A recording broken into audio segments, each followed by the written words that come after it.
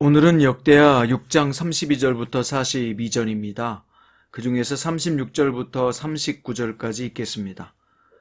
주께 범죄하지 아니하는 사람이 없사오니 그들이 주께 범죄함으로 주께서 그들에게 진노하사 그들을 적국에 넘기심에 적국이 그들을 사로잡아 땅의 원군을 막론하고 끌고 간 후에 그들이 사로잡혀간 땅에서 스스로 깨닫고 그들을 사로잡은 자들의 땅에서 돌이켜 주께 간구하기를 우리가 범죄하여 패역을 행하며 악을 행하였나이다 하며 자기들을 사로잡아간 적국의 땅에서 온 마음과 온 뜻으로 주께 돌아와서 주께서 그들의 조상들에게 주신 땅과 주께서 택하신 성과 내가 주의 이름을 위하여 건축한 성전이 있는 쪽을 향하여 기도하거든 주는 계신 곳 하늘에서 그들의 기도와 간구를 들으시고 그들의 일을 돌보시오며 주께 범죄한 주의 백성을 용서하옵소서. 아멘. 오늘 말씀의 제목은 반드시 기억해야 할 하나님의 두 가지 속성입니다. 여러분은 하나님에 대해서 어떤 속성을 기억하고 있습니까?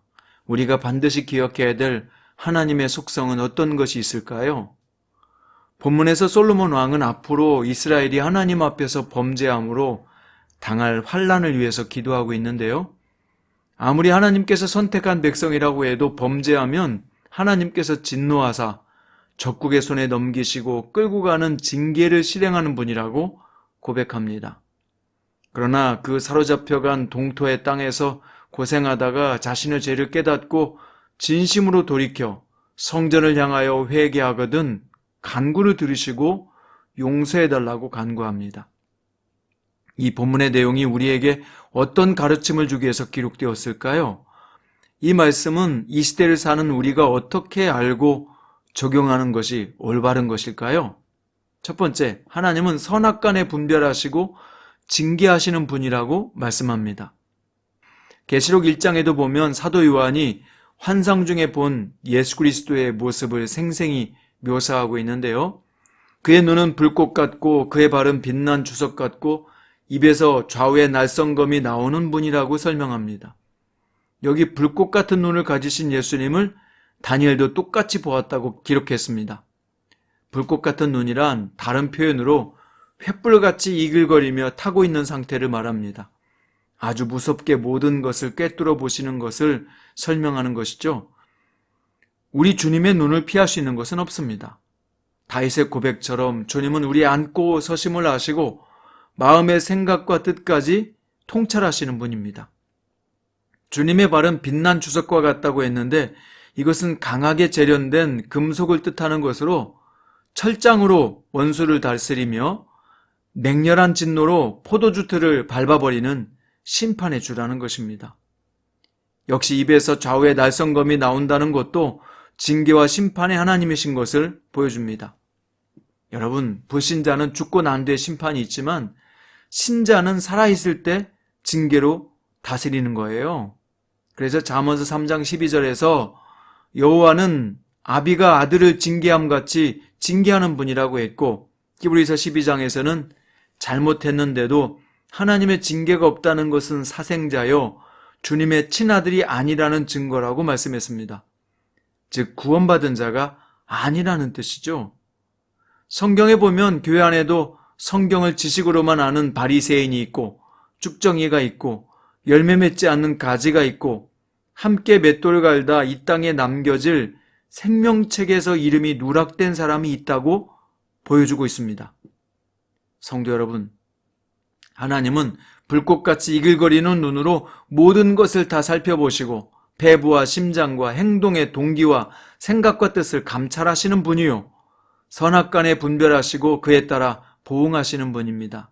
그러니 하나님이 당장 심판하지 않는다고 무시하면 큰일 납니다. 아무리 족속에 죄가 쌓일 때까지 기다리신 것처럼 하나님의 자녀인 우리도 죄가 쌓이면 하나님의 무서운 징계에 회초리가 있어요. 그러므로 그때그때마다 진심으로 회개하고 돌아서는 행동을 가져야 합니다. 그런데 하나님이 불꽃 같은 눈으로 살피시고 계신 것이 반대로 말씀에 순종하는 자에게는 무엇을 줄까요? 평안과 자유를 안겨준다는 겁니다.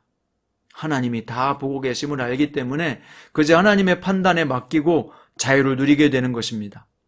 로마서 12장의 말씀처럼 하나님의 진노하심에 맡기는 상태가 된 것이죠. 하나님께서 패시면 정확하고 확실하게 다루실 것을 알기 때문에 말씀에 순종하는 자는 평안한 겁니다. 여러분은 요즘 평안하십니까? 진리 안에서 자유를 누리십니까? 여러분과 제가 하나님 앞에서 복되고 말씀에 순종하여 평안과 자유를 누리는 그리스도인이 되기를 바랍니다. 자, 이어서 솔로몬의 기도를 통해서 볼 때 하나님은 어떤 성품을 갖고 계시느냐? 두 번째, 진심으로 회개할 때 회복시키는 분이라는 것입니다. 그래서 본문에 스스로 깨닫고 돌이키고 돌아와서 기도하면 용서해달라고 솔로몬이 간구하고 있는 것입니다. 성도 여러분, 오늘 솔로몬의 고백처럼 주께 범죄하지 않는 사람이 없습니다. 모든 사람이 범죄하여 하나님의 영광에 이르지 못하는 것처럼 죄의 값은 사망이고 멸망이지만 하나님의 은사는 예수 그리스도를 통해서 우리를 살리는 데 있습니다. 어떻게 해야 합니까? 죄인으로 출생한 우리가 사소한 죄라도 안 지을 수는 없지만 스스로 깨닫는 진중한 자기 성찰이 있어야 합니다.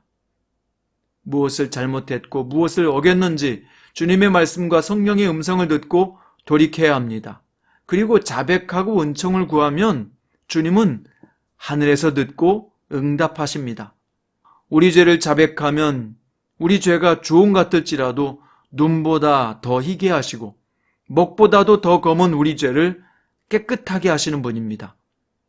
그러므로 살아계신 하나님의 말씀을 남에게 적용시키지 말고 먼저 자신에게 적용시키십시오. 하나님의 말씀은 살았고 활력이 있어 우리 안에 보이지 않는 혼과 영과 관절과 골수까지 찔러 쪼개는 말씀입니다.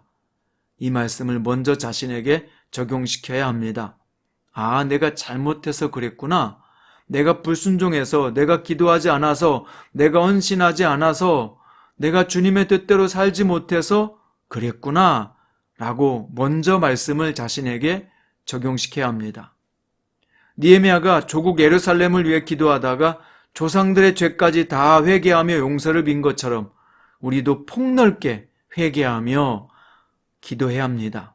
먼저 나 자신을 위해서, 이어서 가정을 위해서, 또한 교회를 위해서, 이 나라를 위해서 말입니다. 세상에서는 자기가 높아지는 것이 승자이지만 주님 안에서는 회개하는 자가 승자입니다. 왜냐하면 회개하면 용서하시고 더욱 강건하게 회복시키시는 주님이시기 때문입니다. 오늘 이 두 가지를 잊지 마십시오. 첫 번째, 하나님은 사랑하는 자를 징계하시는 분이다. 두 번째, 회개하면 회복시키는 분이다. 이 귀한 하나님의 성품을 솔로몬이 깨달은 것처럼 저와 여러분에게도 이런 하나님의 속성을 깨달음이 있기를 바랍니다. 순종하는 자에게 두려움이 아니라 평안이요 자유가 주어집니다. 하나님께서 알아서 선악간에 보시고 징계와 심판하실 터이니 오늘도 주님 앞에서 먼저 자신을 돌아보고 평안히 맡기십시오. 다만 주님을 사랑하고 그분의 말씀 안에 거하도록 깨어있는 것을 포기하면 안 됩니다. 오늘 또 하나님 안에서 말씀 안에서 승리하는 저 여러분 될 수 있기를 축원드립니다. 기도드립니다. 주님, 오늘 솔로몬의 깨달음이 우리의 깨달음이 되게 하소서. 솔로몬의 하나님이 우리 하나님이 되게 하소서. 하나님의 심판과 징계를 믿습니다. 그러니 주님 손에 맡기고 원수 갚지 않겠습니다. 무엇보다 나 자신을 먼저 돌아보고 회개합니다. 용서하시고 회복시키소서. 우리 주 예수님의 이름으로 기도드립니다. 오늘은 찬송가 423장 1절과 2절과 4절을 주님 앞에 올려드리겠습니다. 먹보다도 더 검은 먹보다도 더 검은 죄로 물든 이 마음 흰 눈보다 더 이게 깨끗하게 씻겼네. 주의 보혈 흐르는데 믿고 뛰어나가. 주의 은혜 내가 입어 깨끗하게 되었네. 모든 의심 걱정과 두려움이 사라져 슬픈 탄식 변하여 기쁜 찬송 되었네. 주의 보혈 흐르는데 믿고 뛰어나가. 주의 은혜 내가 입어 깨끗하게 되었네. 세상 모든 보배는 저 천국에 쌓였네. 나의 평생 자랑은 주의 십자가로다. 주의 보혈 흐르는데 믿고 뛰어나가. 주의 은혜 내가 입어 깨끗하게 되었네.